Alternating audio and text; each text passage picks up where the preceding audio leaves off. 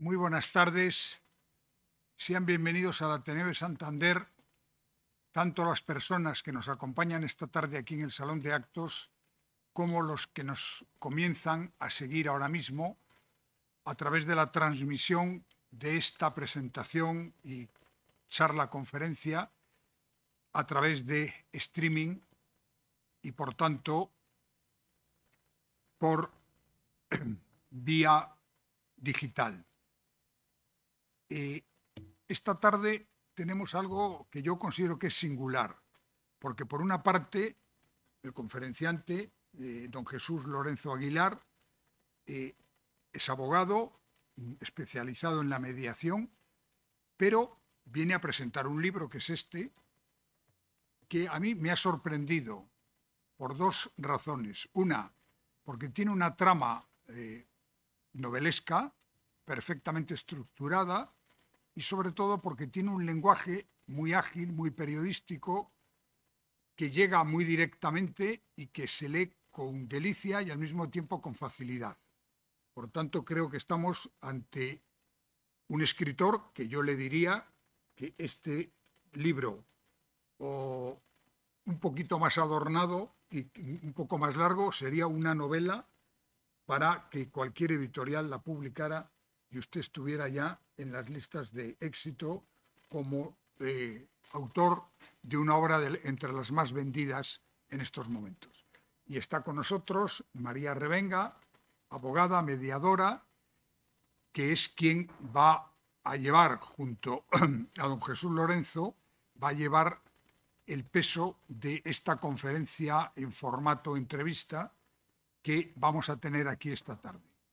Para comenzar, María Revenga va a presentar el currículum del conferenciante autor de esta novela, que se titula La decisión de Lina, y que, insisto, recomiendo la lectura porque se lee con mucha facilidad, es atractiva, es interesante y tiene ese punto de intriga que hace que se vaya leyendo hasta el final, y no voy a desvelar el final, pero sí puedo decir que es un final abierto. Muchas gracias. Buenas tardes.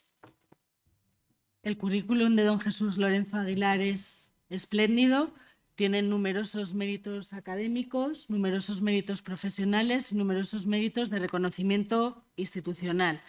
Además de ser abogado, mediador, árbitro, administrador concursal, compliance officer, está condecorado con el Diploma de Honor por Servicios Especiales del Ministerio de Defensa, tiene la Cruz Distinguida de la Clase de la Orden de San Raimundo de Peñafort, otorgada por el Ministerio de Justicia, tiene la Medalla de Plata al Mérito Social Penitenciario como director del programa de mediación penitenciaria otorgada por el Ministerio de Interior, así como numerosas otras condecoraciones y méritos. Además es escritor y además es una persona comprometida socialmente. Y La decisión de Lina es un libro de compromiso. Estamos ante una novela, pero es una novela que no nos puede dejar indiferentes, porque aunque es una novela, desvela una lacra social de un calado muy profundo, la violencia machista. En lo que viene de año, si la estadística no ha variado desde ayer, que es la última vez que ha accedido a estadísticas oficiales, 16 mujeres han sido asesinadas por sus maridos o sus parejas. Las publicadas por el INE el 10 de mayo de 2022, que se obtienen tras el análisis de datos del Registro Central para la Protección de Víctima de Violencia de Género y Doméstica, cuya titularidad corresponde al Ministerio del Interior, nos dicen que en el año 2021 se dictaron 30.068 sentencias condenatorias por violencia de género. Estos datos son datos de carácter oficial de mujeres que han conseguido dar el paso de denunciar su situación y han obtenido una respuesta, respaldo y ayuda del sistema. Lina es una chica crecida y criada en un ambiente familiar bueno, tradicional. Sin embargo, se enamora de la persona equivocada y, como relata el libro, se mete en un auténtico infierno, en un ambiente social, marginal, en el que la violencia engendra violencia y sufre maltrato de palabra y obra públicamente por su pareja y se ve obligada a hacer los repartos de droga, incluso estando embarazada de su hijo. Cuando valora su situación, realmente ya es consciente de que está viviendo una situación que no es normal, pero no hace nada porque no tiene a dónde ir al haberse desarraigado de su entorno y porque en el fondo ama a su pareja. Además, llega a un punto en el que aprende a perdonar los insultos para convencerse de que son una pareja casi normal, acostumbrándose a vivir en la clandestinidad, donde se la deja muy claro que si se va, el niño se quedará con su padre y nunca se lo podrá llevar. El hecho de ser madre es el que le hace tomar la decisión que titula la novela, La decisión de Lina. Y se encuentra con una persona que la ayuda de forma incondicional, lo que la sorprende, porque en el mundo en el que vive y en el que ha vivido su relación de pareja, nadie da nada a cambio de nada. Igualmente, Lina conoce a una abogada que la hace ser consciente de lo que ha ocurrido, pero le explica que ella, una abogada, ha sido maltratada por su marido y que el problema que tiene ella es un problema que afecta a toda la sociedad, no solo a ambientes de carácter marginal, sino que en esferas sociales que culturalmente se consideran más altas, también se produce esta situación. También conoce a una mujer que ha estado en prisión y en el libro, aunque es una novela, se aborda también esta realidad. Miren, en las cárceles españolas hay aproximadamente 3.830 mujeres que representan un 7,6% de la población penitenciaria. Sin embargo, su situación ni se ve ni se cuenta.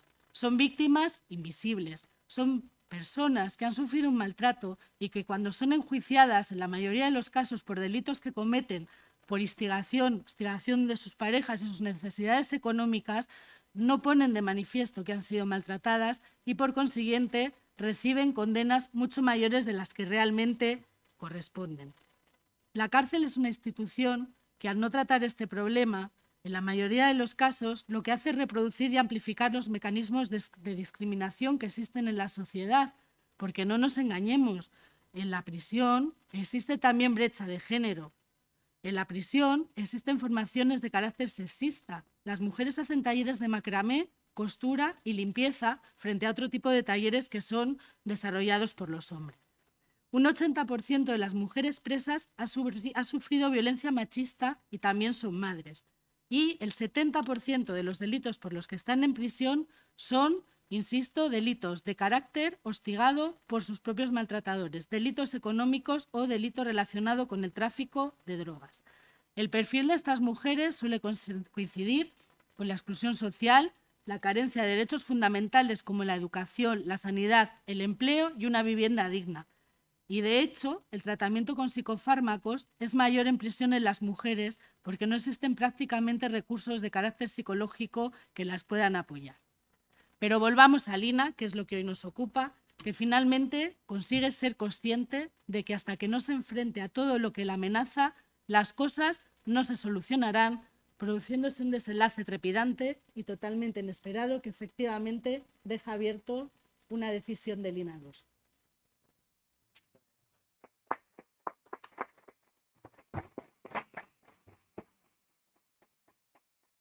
Muchas gracias, María. Muchas gracias, Manuel. Muchas gracias a ustedes por haber venido a acompañarnos hoy, una hora introspectiva todavía, ¿no? Un día de trabajo. Muchas gracias al Ateneo y muchas gracias, además de María, a Paloma Revenga, a toda la familia Revenga, que me han hecho el honor de invitarme para estar mañana en una jornada que tenemos sobre mediación y otros métodos alternativos o adecuados de resolución de conflictos y, de paso, hablar de mi novela. La verdad que la decisión de Lina surge desde una necesidad de que los hombres nos demos cuenta de algo que María denunciaba al fin y al cabo, que todos los años mueren miles o cientos, muchas veces, de mujeres, pero que hay agresiones, muchas que se conocen, otras no se conocen, pero que hay un gran número de víctimas invisibles que los hombres cada día más debemos poner en conocimiento de la sociedad. Esto no es una labor solo de mujeres. Sí es cierto que yo, como director general de la Asociación Española de Mediación, acompañado, estoy en minoría en la Asociación Española de Mediación, donde el 70 y tantos % son mujeres, y en la dirección de de la asociación, pues prácticamente son todas mujeres. Y desde ahí yo reconozco que me empecé a dar cuenta de las graves carencias en igualdad que tenía nuestra institución. Y reconocemos que somos sensibles a los conflictos que ocurren en nuestra sociedad. Nosotros nos dedicamos a resolver conflictos. Pero yo reconozco públicamente que no era consciente de la cantidad de conflictos sociales, particulares, privados, que se están produciendo y que tienen como víctima a las mujeres. Y lo digo desde un punto de vista neutro, sin ningún tipo de ideología. Lo digo porque es una realidad que continuamente estamos viendo en las cárceles. A mí, la idea de la decisión de Lina, la trama, realmente lo he conocido. Hablo de una abogada que sufre malos tratos porque desgraciadamente la he conocido y su propio marido la empotró el coche en su casa. A la interna, nosotros no la llamamos presas, ¿no? A la interna que cito en ese libro que estaba o que cumplió condena en la cárcel por ser una mula portando droga, lo hizo porque su pareja, el padre de su hijo, le amenazaba con que si no lo hacía, le iba a hacer algo. ¿Qué pasó? Que cuando entró en la cárcel, la detuvieron. Y cuando entró en la cárcel, la condenaron. Y cuando la condenaron, tuvo que callarse, porque además, si hubiese dicho qué y por qué había hecho eso, a lo mejor sufría su hijo las consecuencias. ¿Eso qué suponía? A mí me hizo mucho pensar, ¿no? Porque en este programa de mediación penitenciaria que aquí María y Paloma coordinan en el centro penitenciario del Dueso, pues igual que hacemos en el resto de centros penitenciarios, nos dimos cuenta de que había sí cientos de mujeres víctimas invisibles que se estaban, como se dice en el argot carcelario, comiendo el marrón sin haber hecho nada. Solamente cumplir la amenaza de sus parejas, cumplir la condena y encima ante un juez callarse y reconocer todos los hechos. Y encima el Estado, la Administración de Justicia, desgraciadamente, tiene que cumplir la ley. Y si una persona no alega en su defensa, sea mujer o hombre, no alega en su defensa que estaba siendo forzada a ello, porque no lo podía decir, pues se cumplen grandes condenas. Y al final de todo eso, ¿qué pasa? Que se les victimiza dos veces. Se les victimiza por su propio marido, su propia pareja, y luego por el sistema penitenciario, que hace que esas mujeres que no deberían estar en una prisión, si tuviéramos los mecanismos adecuados para darnos cuenta quién es culpable realmente y quién es un culpable obligado, para que no tuviese que cumplir esas largas condenas. Y eso, al fin y al cabo, la decisión de Lina lo que pretende poner de manifiesto. Pero también quiero hoy que es el cumpleaños de mi hija, ¿no? Que cumple 31 años, no está aquí, está en Madrid, y quiero también hablar en esta novela desde el punto de vista de la ternura. Cuando los padres tenemos responsabilidad por los daños que sufran o que sufren nuestras hijas. Lina, la primera abandonada es por su propio padre. Involuntariamente, intentando hacer su padre lo mejor por su hija, pero no la comprendió, no la entendió. Hizo que se fuese con ese diablo, y hasta ahí voy a contar, precisamente por la incompetencia que muchas veces los padres tenemos al no entender correctamente a nuestras hijas, a no comprender que el amor casi siempre acaba ganando. Y cuando una mujer joven, una chica joven se enamora ciegamente de otra persona, es muy difícil parar ese tirón, ese instinto que tiene de vivir con la persona amada y equivocada, probablemente, como dijo María. Por eso, como digo, al hablar de Lina desde la ternura de una persona de una familia acomodada, de una persona con posibles, cuidada, pero estaba a la merced de alguien, hijo de una mujer drogadicta, hermano de una prostituta que se drogaba, hijo de un padre que llevaba 25 años cumpliendo condena por atracos, y que al final pensaba que su padre era Robin Hood y era algo distinto a los demás, porque era un joven guapo, inteligente, pero absolutamente implacable. Y cuando tenemos la mala suerte de que una hija nuestra cae en manos de una persona así, solo podemos darla comprensión y cariño, y no dejarla en manos de un tiburón, como ocurrió en este caso, aunque no es histórico, pero sí reúne circunstancias que yo he conocido personalmente, y digamos que se ha producido un abandono de nuestra propia familia. Por eso, la conclusión y la moraleja que quiero o que deseo que los lectores de esta novela, igual que el resto de mi novela, siempre yo escribo para entretener, con un contenido y con unos valores determinados, pero siempre quiero y me gusta que se extraiga alguna conclusión. Y la mayor conclusión es que el daño, los malos tratos, la violencia, se cura o se previene desde el amor de la familia, desde el acompañamiento de los profesionales y de la familia. De que cuando sepamos o conozcamos que alguna persona cercana a nosotros sufre malos tratos, no demos la espalda, no intentemos ponerlos de perfil, sino que utilicemos todos los mecanismos que, por suerte, el Estado de Derecho que ahora vivimos, tenemos muchos mecanismos. Tenemos el 016, tenemos la ayuda, tenemos los profesionales, tenemos las asociaciones, tenemos a las mujeres que acompañan a otras mujeres para ayudarlas a salir de esa espiral de violencia que hace que cada día más se aísle esa mujer maltratada. Y tenemos que hacerlo porque nos jugamos la vida. La vida, los hombres, nos jugamos la vida de nuestras hijas, de nuestras madres, de nuestras hermanas. Y esperemos que también prepengamos la vida de nuestras parejas. Que nos demos cuenta que la espiral de violencia en la que podemos caer, y todos lo hemos caído o podemos haber caído en alguna ocasión con tentaciones desagradables, se pueden corregir. Y la mejor manera de corregirlo, desde luego, es de la concienciación. Yo no soy... cuando hablábamos esta mediodía de feminismo, yo no soy feminista, no puedo serlo. No lo entiendo. No. Intento ser igualitario, intento ser una persona que proteja a la sociedad, que es la misma obligación que tenemos todos, que tienen ustedes, que tenemos.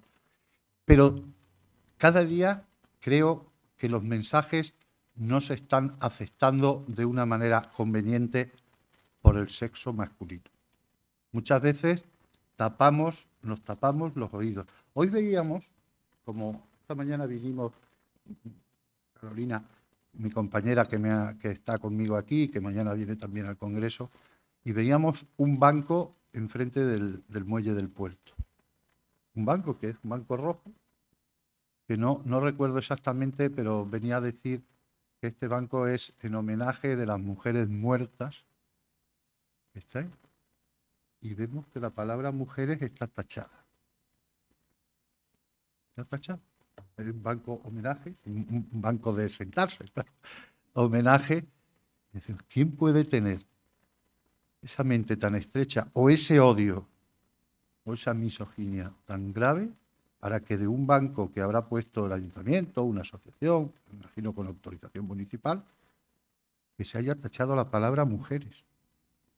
Y lo malo es que sigue tachado. Y lo malo es que sigue tachado. Si eso hubiese pasado al revés y que hubiesen sido los hombres los que tuviesen ese homenaje, no sé si se hubiese repuesto la palabra. O si alguna mujer no hubiese sido quien lo hubiese borrado. Eso lo dejo en el aire. Pero lo que sí está claro que quien lo haya hecho es un descerebrado. Absolutamente descerebrado. Por eso los hombres tenemos la obligación de comprometernos con el mensaje, con el apoyo, con el cariño, porque al fin y al cabo, quien está ahí, quien es vilipendiada, quien es asesinada, quien es maltratada, no es ni más ni menos que nuestra propia sangre. Por eso les agradezco y espero y confío que les guste esta novela, que al fin y al cabo pone de manifiesto algo que está ocurriendo diariamente en todos los entornos sociales, no solo de España, como ustedes saben.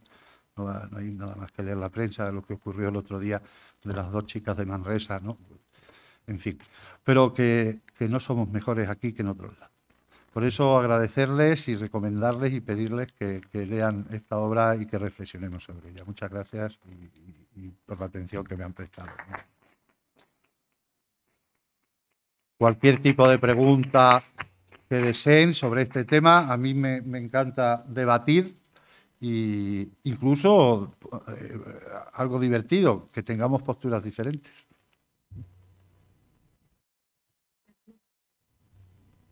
En el libro hablas de violencia de género y hablas de violencia física, de violencia psicológica, pero también hablas de violencia económica. Empieza a haber muchas sentencias que empiezan a hablar de este tipo de violencia. ¿Qué opinión te merece el tema económico dentro de lo que es la violencia? Bueno, como tú sabes que eres una jurista de prestigio y de estudio, la violencia económica de España está perfectamente regulada. Hay sentencias de un magistrado, mediador de honor de ASEMED, Vicente Magro Servet, gran amigo nuestro, igual que de Julián Sánchez Melgar, también que sé que tiene muchos amigos aquí en Santander. Se ha definido ya el concepto de violencia económica. Los abogados, que desgraciadamente tenemos que defender muchas veces casos, lo vemos diariamente. Y esa violencia económica se sufre por mujeres, que es provocada por hombres que además se creen prohombres, que son ejemplares. Pero cuando se divorcian, intentan que su mujer se vaya sin un duro. Y eso, al fin y al cabo, es otro tipo de violencia. Y es una violencia que produce un desequilibrio importante, pero además de ese desequilibrio que impide muchas veces que una mujer pueda encontrarse al borde de, digamos, de la imposibilidad de hacer el pago, el gasto familiar, también produce muchas veces que los hijos, que a veces no somos muy solidarios, elijamos a las madres, a los padres que tienen mayor capacidad económica. Porque a lo mejor también yo he escuchado hace poco a 2 hijos de un proceso que yo llevo y decir, mamá, es que a mujeres como tú en Arabia las apedrean por sus propios hijos. Eso lo he escuchado yo hace... Pues la violencia económica es otra violencia más, otro modelo más de violencia que al final lo que pone en valor pues un sistema injusto. No quiero ponerle apellidos, pero desde luego un sistema injusto que cada día más, pues la verdad que después de la sentencia recogida, una muy famosa de Vicente Magro, últimamente, que tendrá 8 o 9 meses, se está teniendo la sensibilidad por los tribunales de atender a esos criterios, de auxiliar a esas mujeres que se encuentran, que está previsto perfectamente, ¿no?, con las pensiones compensatorias en medidas cautelares, o cuando nos encontramos en el caso que los que defendemos a las esposas en divorcio nos encontramos que no tienen ni dinero para pleitear, ¿no? Y que luego tienen que, antes de tener la litis expensa, tienen que ir a solicitar un abogado de oficio, que luego no les reconocen o que tardan 6 meses para poder que les pongan esa asignación, ¿no? Otro modelo más.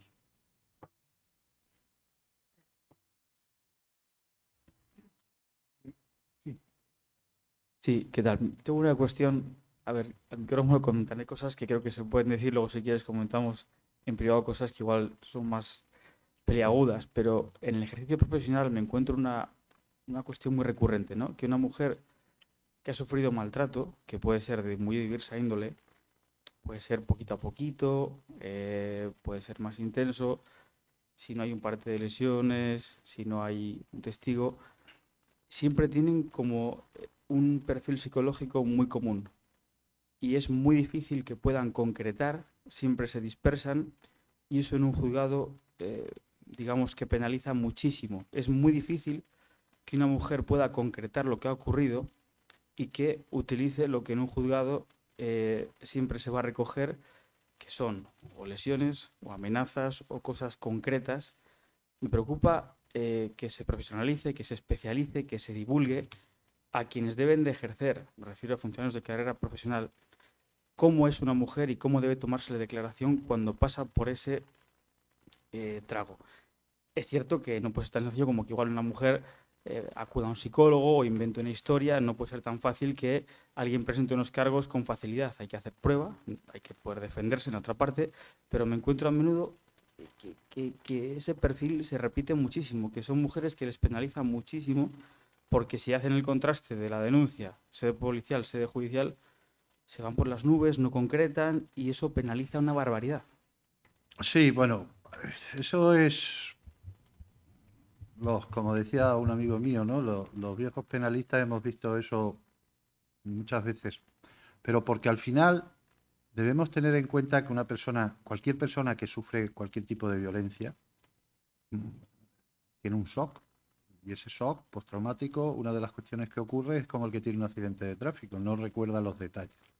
Lo que sí, también es cierto que muchas veces se penaliza el no haber denunciado la primera vez que una mujer sufre maltrato o que sufre una agresión, porque la relación, como antes decía María, que se inicia basándose en el amor, hace que la mujer aguante o resista, porque psicológicamente se hace una relación en vez de poder, de dominación. Me explico. En toda relación humana, una pareja, un matrimonio, en su vida, en su casa, en su familia, hay una relación de poder. Siempre uno de los dos va a tener un mayor poder, generalmente, en esa relación. Una vez el hombre, otras veces la mujer, o si una pareja de hombres o de mujeres, pues en cualquier relación, en la empresa, siempre hay una relación de poder. El problema está y se produce cuando una mujer se somete y aguanta ese maltrato de una manera que se va transcurriendo en el tiempo, es porque existe una patología en esa relación de poder. Y esa patología pasa a ser de relación de poder a una relación de dominación. La relación de dominación, en diferencia de la relación de poder, radica que la dominada, la persona dominada, quiere contentar a su dominador o dominadora, incluso aceptando un daño. Es decir, yo soy, en este caso, el hombre y quiero que mi dominada, porque no me abandone, porque no me deje de querer, acepto cualquier cosa que ella pueda decirme. Si hablásemos de un secuestro, estaríamos hablando de un síndrome de Estocolmo. Pues estas relaciones de dominación, el dominado o la dominada lleva aguantando mucho tiempo una situación de violencia. Que cuando llega a un juzgado, la primera vez que vaya a contar su historia a un psicólogo forense o a la propia juez o al propio juez, le va a preguntar que cuándo se inició su relación, de cuándo empezó esa relación violenta. Claro, y si dice que pasó hace 5 años, nosotros hemos tenido en mediaciones familiares reconocimientos de una mujer que nos ha dicho que su marido la violó hace 5 años. Y nos han confesado. ¿Qué ocurre? Que al final a lo mejor han tenido un hijo. ¿Nosotros qué tendríamos que haber hecho? Haber denunciado eso. Pero a lo mejor esa violación, que dentro del matrimonio existe como un delito, igual, exactamente igual que fuera, se ha perdonado o se ha consentido y luego han vuelto a tener esa relación normal. Lo que pasa es que lo que ocurre en las alcobas, hay un estigma. Un hombre muchas veces cuenta con sus amigos las cosas, pero la mujer se estigmatiza y cuando existen unos malos tratos de tu marido de toda la vida, de tu pareja de toda la vida, contarlo se cuenta muy poco. Se cuenta muy poco. Y si se cuenta alguna persona muy de su entorno, su hermana, porque es que como hay un complejo de culpabilidad, pues es difícil que eso llegue a entenderse de una manera correcta. La prueba en el proceso penal ya sabemos lo que es. Si usted dice ahora que esto ocurrió y que le pegaron, y que es cierto que le pegaron, pero no fue al médico, no hay una prueba forense, no hay una confirmación, no hay una declaración consistente, etcétera, etcétera, hay en la Constitución española la presunción de inocencia.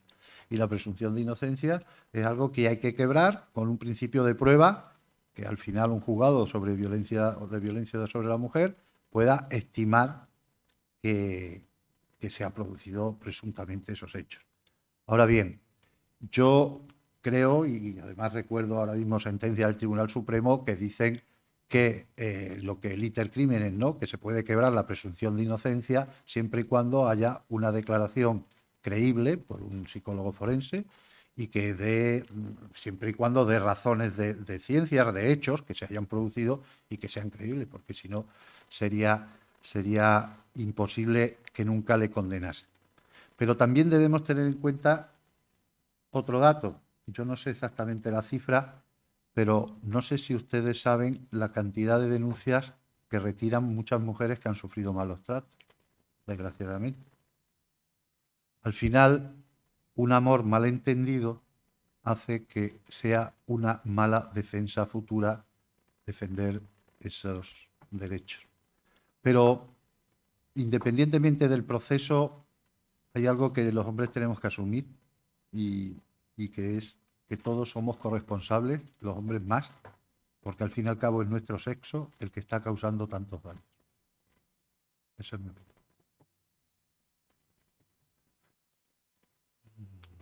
¿Me puedo poner de pie, verdad? Buenas tardes, Jesús. Me ha encantado el libro, lo he devorado. A algunas personas de las que habéis entrado esta tarde os he dicho, por favor, llevadlo, porque en mi opinión reúne las dos cosas que yo le pido a una novela, y es que esté bien escrita, bien documentada y que sea entretenida. Y este libro, para mí, las cumple de forma sobrada. Entonces, ya digo que a los que os he dicho, por favor, compradlo, tal, porque os va a pasar, vais a pasar un buen rato y vais a aprender. En fin, no te lo digo por echarte flores, sino porque... Muchas gracias, porque le voy a hacer a gente mío. Y... me ha tocado mucho el alma. Luego, claro, como... A ver, me vais a perdonar, pero voy a aprovechar casi como si fuera yo Paloma y estuviera presentando el libro, esto María del Mar, con el micro más cerca. Me voy a permitir el lujo de reseñarte dos cosas de las que más me han tocado, aunque ya digo que son muchas las páginas que llegan. Por ejemplo, en la página 129 dice sencillamente, las víctimas invisibles, dice la abogada, ¿vale? Todas esas mujeres, disculpadme, todas esas mujeres, entre ellas muchas presas, que además de sufrir la violencia de sus parejas, también sufren luego la violencia institucional de este sistema, que las vuelve a victimizar, que no las protege de estos abusos, y que en muchos casos ni siquiera los jueces saben durante el juicio, porque igual le dice Alicia a una presa, ¿no?, a una interna, se mantienen en silencio por miedo a sufrir un daño mayor en la carne de sus hijos. Yo he visto eso. Yo he visto en el penal del Dueso, bueno, entonces era la prisión provincial, porque hasta hace pocos años, en fin, los de Santander ya conocéis la historia, ¿no? Las mujeres ocupaban una parte muy pequeña en la prisión provincial, estaban en unas condiciones muy penosas, mucho peor que los hombres, y he visto mujeres comiéndose condenas por evitar daño a sus hijos. Es decir, por desgracia esto es algo, bueno, él lo ha visto, yo lo he visto y es una realidad, es una triste realidad. Existía y existe. Estoy totalmente de acuerdo con que es súper importante que nos gastemos dinero como nos estamos gastando en que haya turnos de violencia para proteger a las mujeres 24 horas al día, 365 días al año. Pero tan importante como eso, o más, es una cuestión de cultura de base. Si las mujeres seguimos enamorándonos del que menos nos conviene, con carácter general, o soportando relaciones a veces... pues no es muy bueno, pero lo que te dicen las clientas en el despacho, es el padre de mis hijos, ¿cómo le voy a denunciar? O vale, sí, me violó, pero fruto de aquella violación es un niño que hoy tiene 5 años. Y si yo le denuncio, su padre va a estar en la cárcel una porrada de tiempo. Es decir, es un tema muy complejo que va a las raíces de una falta de cultura, pues de los que tachan los bancos o de los que... le dicen a la mujer, tú eres tonta, cállate, que aquí el único que trae el dinero a casa soy yo, y la mujer se calla. Y también quiero decir que también he visto, desgraciadamente, pues eso, mujeres como nosotras, profesionales, abogadas, todas estupendas, y igualmente caer en manos del que menos nos convenía, a veces. Quiero decir que esos son todos los tópicos que a veces se identifica a la mujer víctima pues con una mujer que a lo mejor no tiene acceso a la cultura o no ha obtenido la suerte de... Y esto va en cualquier clase social, sea tu marido o maltratador o pareja, notario, abogado o conductor de autobús. Quiero decir que hay para todas. Y seamos nosotras las que cometemos el error de ponernos la venda o por proteger a nuestros hijos callar, con cualquier clase social de donde vengamos. Y la última que digo, porque si no voy a ser más pesada que nadie, es que lo primero que me emocionó del libro es dos evocaciones literarias a dos grandes obras. Una de ellas, es que he puesto la página, si me disculpáis. Ahí al principio, yo creo que es la página 58, dices algo así como si hubiera tenido otras condiciones, si se hubiera criado en otro entorno, este chico, el alimaña, el maltratador, el malote, si hubiera tenido un calor de hogar, pues a lo mejor hubiera sido médico, ingeniero o conductor de autobús, dale que dale, porque todos somos importantes. Y yo eso lo enlazo con algo que vi en el Ateneo hace poco, que es, estuve aquí, tuve la suerte de venir al Ateneo a un ciclo de cine victoriano y pusieron la película Cumbres Borrascosas, del magnífico libro homónimo. Y una de las cosas que dice ese libro, y dice esto aquí, es, ¿y si yo hubiera tenido otro entorno? Si el malote hubiera tenido otro entorno, porque lo que le pasa al de Cumbres Borrascosas le pasa aquí al Ali, a la Alimaña, que a lo mejor no ha tenido la suerte, como la mayoría de los que hoy estamos en esta sala, de tener una familia normal, de ir a un colegio normal, unos padres que se preocupan de ti, y por lo que sea, pues tus padres no han podido hacer de padres y te cría a la calle. ¿Qué va a salir si te cría a la calle? ¿Va a salir un mal muchacho o una mala muchacha? Te agradezco mucho porque ese comentario, esa reflexión, porque al fin y al cabo, bueno, en criminología, los que hemos tenido la suerte de haber estudiado criminología, yo la estudié desde el doctorado, y siempre hay una cosa que en inglés, bueno, que las corrientes criminológicas llaman el etiquetamiento, ¿no? El labeling approach. Cuando una persona vive en un barrio determinado con una falta o ausencia de una familia estructurada, de una situación económica y cuánta gente es difícil salir, ¿no? Vemos las películas americanas sobre todo, pero no nos tenemos que ir de las películas americanas. Hace poco he visto yo una película española, ¿no? De Euskadi, ¿no? Una historia, érase una vez Euskadi, que os recomiendo, ¿no? Que es una película española donde los chicos estaban criándose en los años 80, cuando había, yo eso lo he conocido, porque en mi época yo vivía en aquellos tiempos en Bilbao, y conocías pues el entorno de gente que estaba en el entorno de ETA, que eran barrios obreros, que eran gente de padres sin trabajo, etcétera. Y claro, las oportunidades son claras. Quien las tiene. Y todo lo que supone un etiquetamiento de un chico como Ali, que tiene un padre que lleva 25 años en la cárcel porque era un malote, que su madre era drogadista, era alcohólica, que se suicida cuando su padre entra en la cárcel, que le cuida con 8 años, le cuida a su hermana, que era drogadista y prostituta. Y él con 10 o 11 años, pues un tipo inteligente, guapo y despiadado, pues se hace el líder ¿de qué? Del mundo oscuro. Pero hubiese sido en otra familia, y de hecho, y no quiero desvelarlo, él en esta novela lo intentó.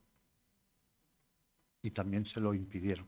A lo mejor esa historia maldita se podía haber convertido en una bonita historia de amor con un final feliz. Pero no fue así. Jesús, ahora que hablas del mundo oscuro, a mí me gustaría volver a incidir en el tema de las víctimas invisibles. Porque claro, yo he dado estadísticas de víctimas que han decidido o que se las ha ayudado a interponer denuncias. Las víctimas invisibles, ¿cómo las podemos ayudar a salir de la situación que viven? Tú en tu caso, que ahora estás con este programa en el Dueso, hoy lo hemos estado hablando, ¿no? Parte, ¿no? Pero lo tienes claro. Nosotros, mi compañera Carolina, que aquí está conmigo y que vamos a varias cárceles, sobre todo a Meco, nos hemos encontrado algunas veces que nos ha llegado un funcionario y nos han dicho, llévense, ayuden a este hombre a salir de aquí que es inocente.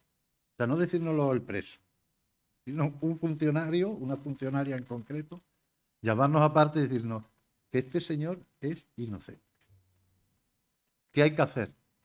En tu caso, cuando tú sepas que una mujer es inocente, pues hay que ayudarla.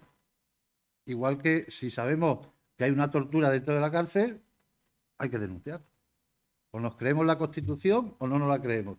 Y si nos creemos en tu posición privilegiada, o en la mía, o los que somos juristas, de poder ayudar a una persona, hay que pelearse bajo cualquier circunstancia. Recordemos a Bertrand Russell, prefiero 99 culpables en la calle a un inocente en la cárcel.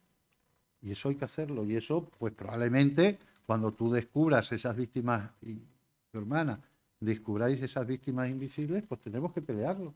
Y gracias a Dios, y gracias a nuestra formación, y gracias a nuestro acceso, tenemos mecanismos quizás para que podamos ir a un juez, obviamente con lo complejo que es una revisión de una sentencia, o sea, anular una sentencia, una sentencia condenatoria penal. Pero hay mecanismos para ello. Todos los días se están indultando gente. Nosotros, humildemente, tú sabes que desde la Asociación Española de Mediación tenemos acceso a los ministerios, de los cuales, aunque muchas veces no nos hagan mucho caso, pero bueno, yo tengo la suerte o la desgracia de ser vocal de un consejo tanto del Ministerio de Justicia como de Interior en algunas cosas. Y eso pues nos permite por lo menos quejarnos, por lo menos comunicar. Doña Antonia Rodríguez Pérez es inocente y es una víctima invisible. Y sí es cierto, cometió los hechos, pero porque estaba acosada, porque estaba obligada, porque pasó esto y vamos a intentar ayudarla. El problema va a ser que ellas no van a querer. Él iba a preguntar a continuación.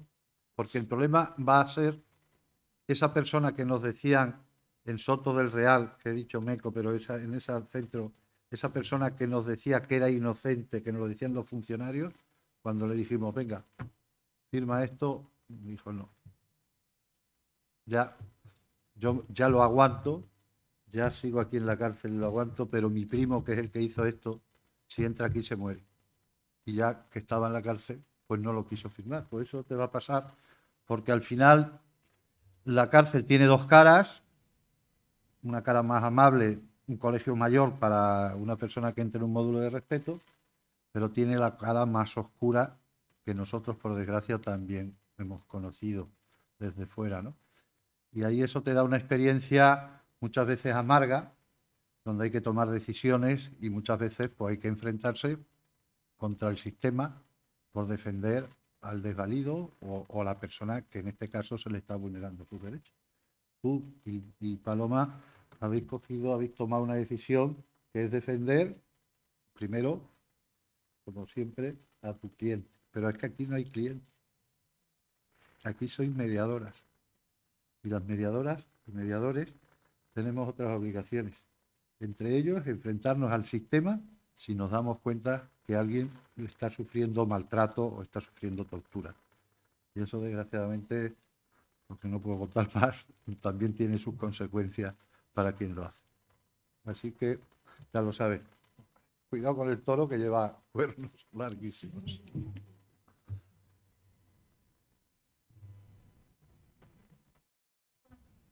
Buenas tardes. Buenas tardes. Yo cuando escucho en los medios de comunicación o leo casos de mujeres que son asesinadas por sus parejas o exparejas, todo eso, muchas veces la sensación que tengo es que la ley que tenemos en este país es ineficaz. Me refiero, estamos hablando de las que no denuncian, de las que prefieren callarse, tal, pero luego está el tema de las que denuncian, cuando ya dan ese paso. La sensación para los de fuera, la mía y de mucha gente, es de desprotección hacia esa gente, porque orden de alejamiento, pues eso no sirve para nada. Por lo menos es la opinión de mucha gente. Cuando alguien tiene intención y deseos de matar, creo que lo termina haciendo. Entonces, a mí me parece que esas mujeres que han dado el paso, que han tenido la valentía de denunciar, yo creo que deberían tener una protección mucho mayor que simplemente decirle a su expareja no te acerques a menos de 500 metros. Me parece que eso no sirve. Absolutamente de acuerdo.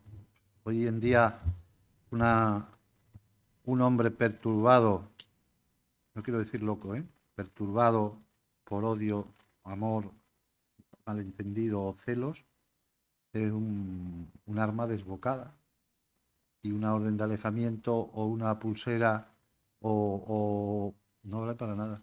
Porque en un momento dado ocurre, pero es que tampoco vale meterlos en la cárcel, porque es que cada día hay más. Es que falla el sistema porque las mujeres mueren, pero falla el sistema posteriormente porque no disuade, o sea, las medidas de política criminal que deberían sufrir, o sea, que deberían conocer la sociedad de que si tú haces un daño a tu mujer o tu pareja, te van a meter 4, 5, 6 años, normal. Si la matas, pues imagínate, ¿no? Y eso tampoco disuade. Por eso nosotros llevamos tiempo proponiendo otras medidas. Y otras medidas que al final no sean siempre el de acción y reacción. Es decir, si se produce esto, reaccionamos con una pena. Eso se llama la justicia retributiva. Una persona hace un hecho delictivo y el Estado le retribuye con una pena. Nosotros queremos otro tipo de justicia que complemente, que es la justicia restaurativa. Pero resulta que en esa justicia restaurativa, que es más preventiva, es decir, ¿qué pasaría, por hablarlo, yo soy muy pragmático y me gusta hablarlo claramente, para que ustedes me entiendan? ¿Qué pasaría si yo me caso hoy con mi pareja y al mes se me escapa y le digo, joder, eres tonta? El primer día que lo digo. Eso no tiene la entidad suficiente para ser un delito, pero sí tiene la entidad suficiente para darnos cuenta que ha sido una pasada, que ha sido algo que va a enturbiar las relaciones. ¿Y qué pasaría si hubiese un sistema en Santander, por ejemplo, y en ese sistema dijese, no, ahora mismo, dijese ella, vamos a ir a un sistema preventivo de mediación para hablar este asunto. Y vamos a estudiar control de impulso. Vamos a estudiar una metodología que al fin y al cabo es lo que muchas veces hacemos los equipos mediadores para que esa situación no se vuelva a producir. Eso es justicia, eso es prevención. Igual que nosotros, por ejemplo, tampoco estamos de acuerdo en un libro nuestro de mi equipo que se llama Memento Experto en Mediación de Editorial Lefebvre. Nosotros no estamos de acuerdo en algunos casos con que la violencia de género, cuando existe un conflicto por violencia de género, es decir, una agresión o no pueda ir a mediación. La mayoría de las veces no debe ir a mediación. Alguna vez, claro, porque la ley prohíbe que una mujer que ha sufrido violencia de género vaya a mediación, porque confunde lo que es mediación directa, es decir, el encuentro de la víctima, de la esposa y el esposo, o de la pareja, hombre y mujer, que son normalmente el actor y la víctima de ese conflicto, porque al fin y al cabo es un conflicto violento, pero un conflicto que no se puedan reunir, ¿vale? Porque no se pueden reunir porque eso es mediación directa. Yo soy el mediador y si hay dos personas ahí, hay un orden de alejamiento, no. Pero ¿qué impediría que un equipo mediador intentase lo que nosotros llamamos mediación indirecta? Es decir, sin presencia. Yo voy y hablo con usted y voy y hablo con usted. Pero es que usted, como es necesario en justicia restaurativa, para que pueda tener, como es obligatorio hoy, para que pueda tener una progresión de grado en una cárcel, tiene que dar cursos de control, cursos de violencia y tal. Pero ¿qué pasaría si nosotros consiguiésemos que esa persona, mediante el diálogo, se autorresponsabilizase de su delito, se reparase el delito y de alguna manera pudiésemos cambiar, que a lo mejor vamos a sacar uno de 100. Cuidado, que esto no es magia. Pero ¿qué pasaría si eso se pudiese llegar a intentar en algunos casos específicos, valorados individualmente? Porque les voy a contar una cosa, aquí hay muchos juristas, y les voy a contar una cosa que ustedes deben conocer. Si un chico de 17 años pega a su novia de 17 años, pueden ir a mediación, porque la ley de responsabilidad penal del menor lo permite. Pero si la chica tiene 18 años y el chico tiene 18 años, la ley prohíbe que puedan ir a mediación. Decía una catedrática, no lo digo yo, una catedrática de La Coruña, de Derecho Penal, de la Universidad de Santiago, perdón, y decía, ¿qué pasa? ¿Que las mujeres cuando cumplen 18 años se quedan inhabilitadas? Porque si una chica de menos de 18 años y un chico menos de 18 años pueden ir porque no se está utilizando el concepto de violencia, y una mujer, si lo cree conveniente, con el asesoramiento conveniente, con la protección conveniente, porque al fin y al cabo esos mecanismos de justicia restaurativa surgen de lo que se conoce, y aquí hay algunos expertos, y la justicia restaurativa nace de la victimología, que no es ni más ni menos que la protección de la víctima. Y siempre, sea mediación, sea un proceso judicial, sea cualquier cuestión, tiene que partir desde la protección de la víctima. Si no hay protección de la víctima, no se puede llevar a cabo ningún tipo de recurso, ningún tipo de procedimiento. Lo que pasa que, como usted bien dice, aquí no funciona ni una cosa, ni funciona otra, porque las muertes no paran.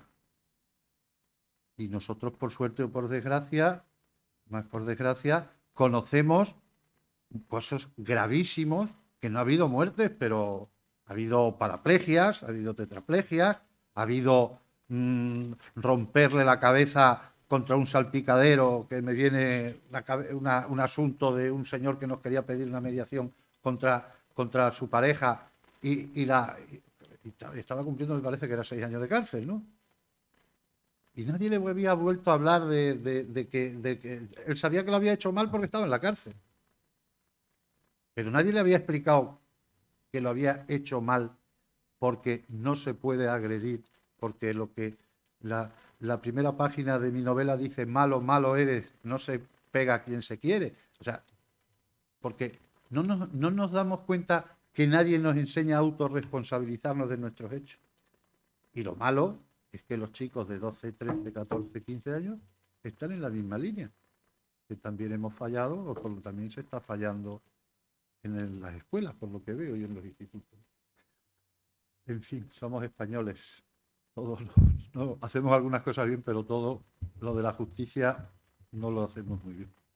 Yo sí que estoy de acuerdo en... Yo no soy jurista, pero bueno, me permito... Pues se te está poniendo cara. Sí, yo creo que sí, yo creo que sí. Sí que estoy de acuerdo en la materia preventiva, ¿no? del delito, pero ¿es posible la acción correctora? Es decir, que cometa el delito, ¿es posible su reinserción?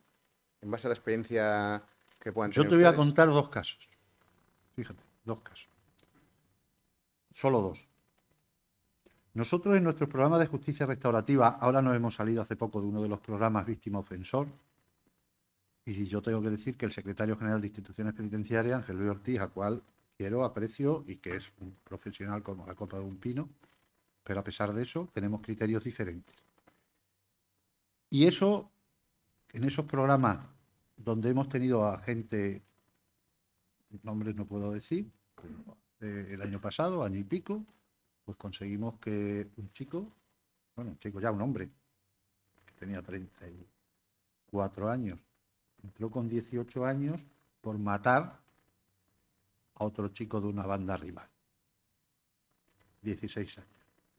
Este era un KIE es un jefe de la cárcel, de un módulo, pero este además era uno de los jefes de una banda latina importante. Una banda latina que puede tener en España 5.000 o 6.000 miembros, y él, como era el jefe del frente de cárceles, recibía dinero, ya porque eso es una estructura piramidal, que cada uno paga 5 euros y según va subiendo, según estás arriba, pues como lo que cualquier estructura piramidal económica. Este chico se sentía, y eso nos lo ha contado a nosotros, se sentía un soldado de su ejército. Y como era un soldado de su ejército, pues tuvo una batalla contra otro ejército y mató a un militar, según él, de otro ejército. Y él se lo creía. Pues después de cumplir casi 16 años de cárcel, entró en el programa de justicia restaurativa. Y nosotros el programa es muy sencillo, hablar con él, y cuando nos quieren contar rollo le decimos que no nos cuente rollo. Que primero, autorresponsabilización, tú reconoces el delito, estás condenado, pero ¿lo reconoces? Sí. ¿Qué hiciste mal? ¿Qué tal? ¿Estás pagando? Porque si no estás pagando la indemnización, puedes estar muy arrepentido, pero la indemnización... Y lo intentó. Es cierto que nos reunimos muchas veces con él y no es que le dábamos larga, es que le decíamos sinceramente que no estábamos convencidos. Hasta el punto que este chico empieza a colaborar con la policía, Guardia Civil, empieza a colaborar tanto que explica cómo funciona su organización interior, cómo es su estatuto, cómo son las caídas. Las caídas es como una prueba de valor, cuáles son los canales de financiación, quién es el líder que no se sabe quién es, va a los colegios, en los institutos para disuadir a los chicos de latinos desenmascarándolos,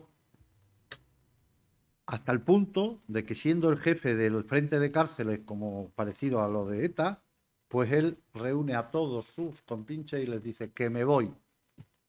Después de que su madre, salió una revista, el chico este, reconociéndose como el líder de esa banda en España, en la parte de cárceles, y le dijo a su madre, tú has declarado esto en una revista de Ecuador, ¿no? Para mí estás muerto. La valentía de la madre, ¿eh? Para mí estás muerto.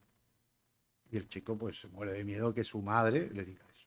Su madre le pide que se salga de ahí. Pero cuando empieza a salirse del asunto. Le intentaron matar 3 veces. La madre y a la hermana se tuvieron que cambiar de domicilio. A la hermana estuvieron a punto de secuestrarla. A él le pusieron la última vez ya cuando dijeron matarme con un cuchillo en el suelo para decapitarle en una cárcel de noche. Le tuvieron que aislar en una cárcel durante 1 año sin salir porque le iban a matar en cualquier momento.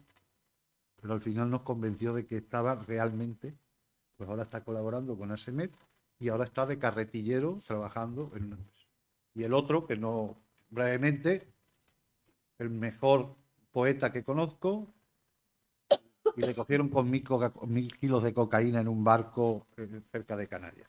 Pues le tenemos trabajando de chofer y colabora con ASEMET. Que son 2, te puedo contar algunos más y algunos que se han quedado en el camino. Pero aquí es que no se cuentan, nosotros no contamos cuántos sacamos, sino cuántos prevenimos. Porque ese chico, ese latinoamericano, cuando daba charlas por los institutos, no sabemos cuántos chicos los disuadió de que entrasen en las bandas latinas. Entonces, ¿que se pueden reinsertar? Sí. ¿Que en el momento oportuno para reinsertarlo es cuando son delincuentes primigenios o que han delinquido por primera vez? Sí. ¿Que a un catedrático de delincuencia va a dejarlo? Depende, la edad. Nosotros también conocemos a algunos que te puedes caer de espaldas, ¿no? Pero bueno, esperanza y sanación. Eso no quiere decir que queramos que se tiren los muros de las cárceles, no, ¿eh? Y que las condenas están ahí para cumplirlas y los jueces para hacerlas cumplir. ¿Alguna cosa más? Yo te preguntaría una cosa que ha salido aquí. Se ha hablado siempre en los medios de comunicación de manera reiterada de que el problema está en la educación, en la formación, etcétera.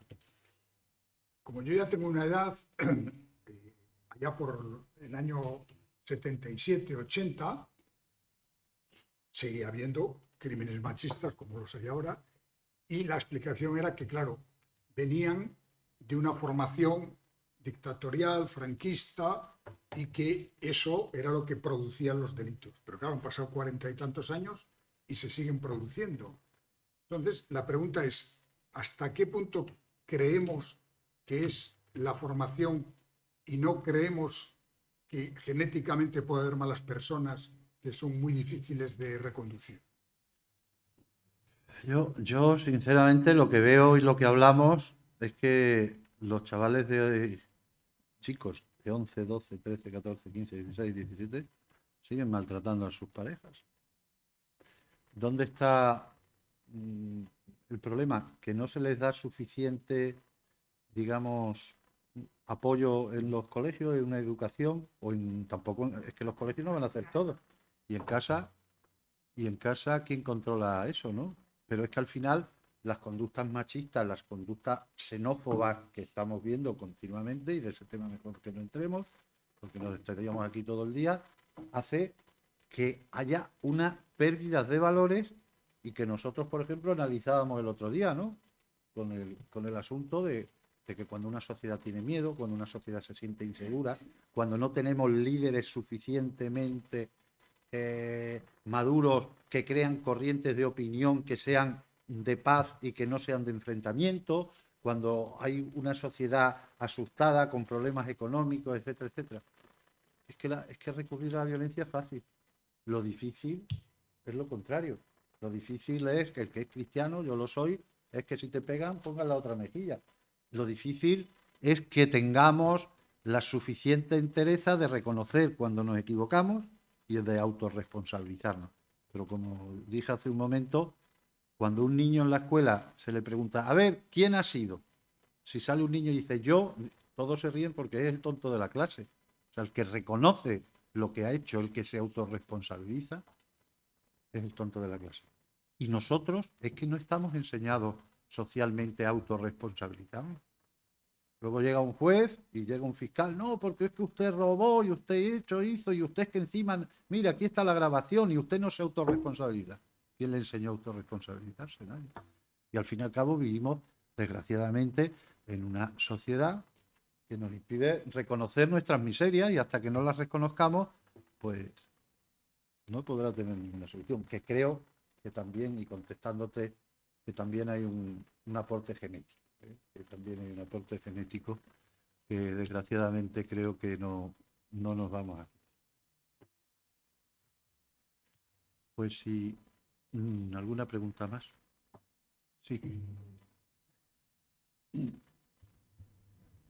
Al hilo de todo esto, ¿qué le parece a usted que en diferentes encuestas que se hacen a los chicos jóvenes en la televisión o en la radio o demás, se oiga decir a algunas chicas jóvenes que no les importa que su novio o su compañero o su pareja les controle los mensajes del móvil o cómo visten? Eso es normal. Así vamos por un buen camino. Solo no hemos adelantado nada. Pero si así estaban las mujeres cuando yo era joven. Que no les importa, me ha dicho usted. Exactamente, que no les importa que les miren los mensajes del móvil, ni que las controlen un poco cómo se visten. Eso lo he oído en la televisión muchas veces, ¿eh? ¿Qué le parece a usted esto? Hombre, bien, eso es una relación que al final es de... El amor, cuando existe esa situación de enamoramiento, pues produce químicamente unas reacciones, entre otras, como digo yo en la novela, estaba como drogada.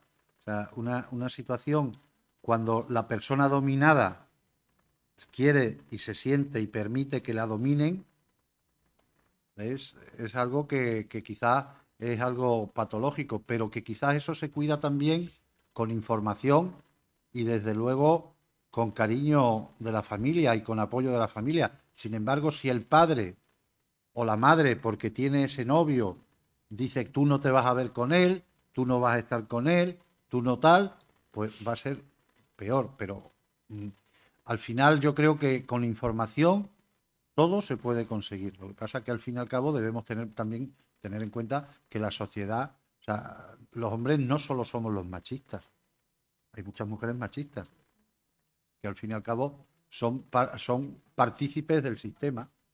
Pero bueno, cada día hay menos, porque hay manifestaciones que en el otro sentido bastante grandes, ¿no? También. Pero bueno, es un problema de cultura, de educación, principalmente no de educación de urbanidad, sino de formación, que nos demos cuenta que todos somos seres con derechos, con obligaciones. Sé que el autor me va a dar el turno de palabra para poder hacer debate sobre esto. Aparte de que sea una violencia que se ejerce sobre ellos, sobre ellas, con el uso de las redes sociales y con ese control, lo que está enmascarado y lo que no se ve es la carencia afectiva que esa mujer ha podido tener, porque no viene de una familia, a lo mejor está en una familia estructurada, acomodada, pero ese sentimiento relacional afectivo está ausente. Entonces esa falta de cariño hace que se agarre a cualquier clavo ardiendo, y eso es lo que hace que, para no perder esa mirada de ese chico que está pendiente de ella lo recibe como un halago. Pero en realidad lo que se esconde detrás de la génesis del problema es esa carencia afectiva que viene tratada desde que son bebés. Porque hay que plantearse cuándo empieza el maltrato de las criaturas, cuándo empieza el maltrato del ser humano. No es solamente cuando tienes 40 años, 30, 50 o 60, sino cómo somos criados cuando somos bebés. Esas madres gestantes que transmiten ya, si genéticamente hay un componente, la hormona del estrés, el cortisol, etcétera, eso, cuando una madre está gestando, ¿cómo se detecta? ¿Qué problemas va a tener después? ¿Eso cómo lo tratamos en esta sociedad? Porque estamos arcaicos. Porque aquí también habría que hablar de la violencia obstétrica, por ejemplo.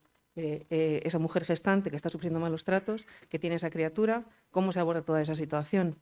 Ese bebé va creciendo, está en un ambiente aparentemente normal, y cuando detecta que tiene la mirada de otro, se esfuerza por no perderla, porque la ha sentido ausente.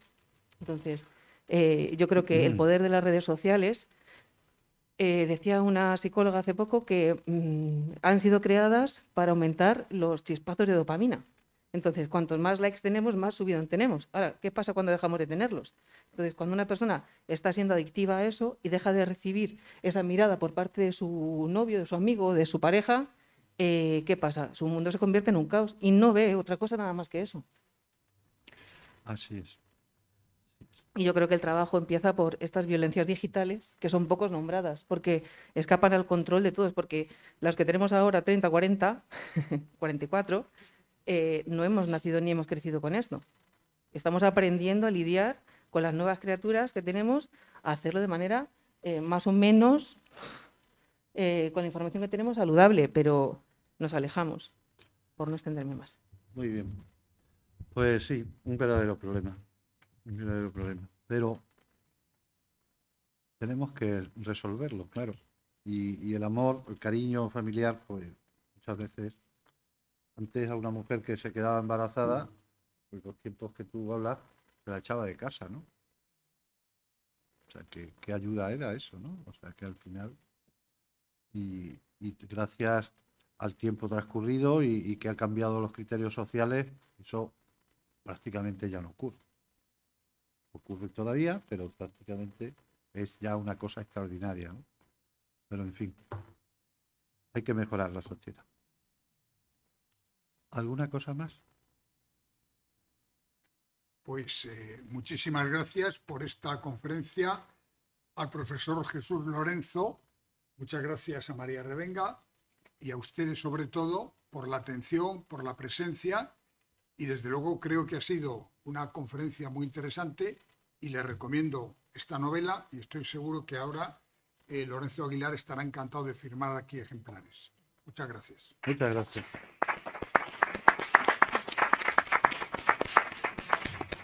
Muy amable.